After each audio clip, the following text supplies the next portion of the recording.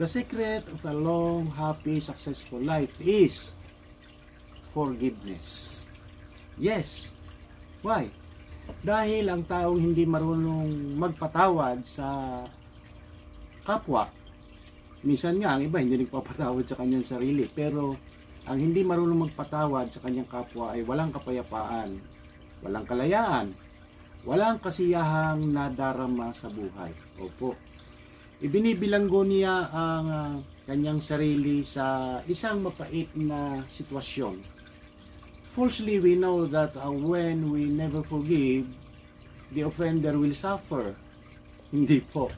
You will be the one to suffer for it. We believe he will be the one to be affected, but no. Sa kabaligtaran nito, inadvertently, we will be the one to suffer for it.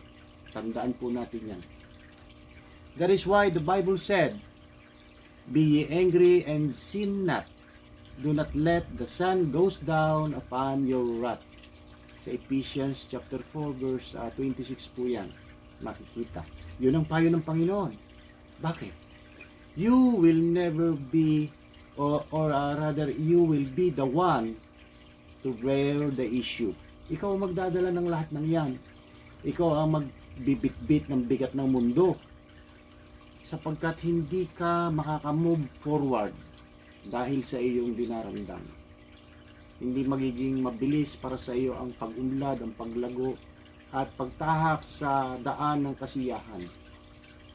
Kaya sa halip na gano'n ang ating gawin, mag-focus tayo sa kasalukuyan at saka tayo mag-move on. Huwag na tayong tumingin doon sa nakaraan. Nangyari na yon.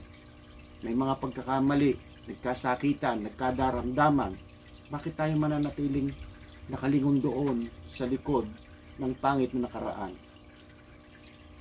Mag-enjoy tayo sa kasalukuyan, matuto tayo mag-move forward sapagkat may magandang pangako ang araw ng bukas. God said, sapagkat patatawarin ko ang kanilang mga kasalanan at kalilimutan ko ang kanilang mga kasamaan.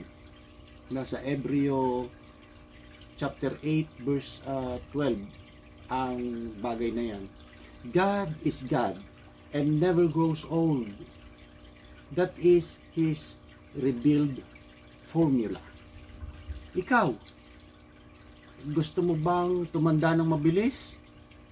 Gusto mo bang mangulubot ang iyong mukha sa labis na pag-iisip at labis na sama ng loob, labis na pag-aalala?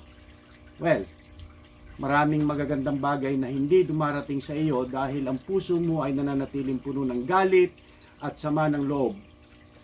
Bakit ikaw ang maaapektuhan ng mga pangit at masasamang pangyayari na ibinibigay ng ating kalikasan? It's my only wish for you to be happy and contented always. Gusto ko'y laging masaya at malusog ang inyong pamumuhay. Maraming salamat po.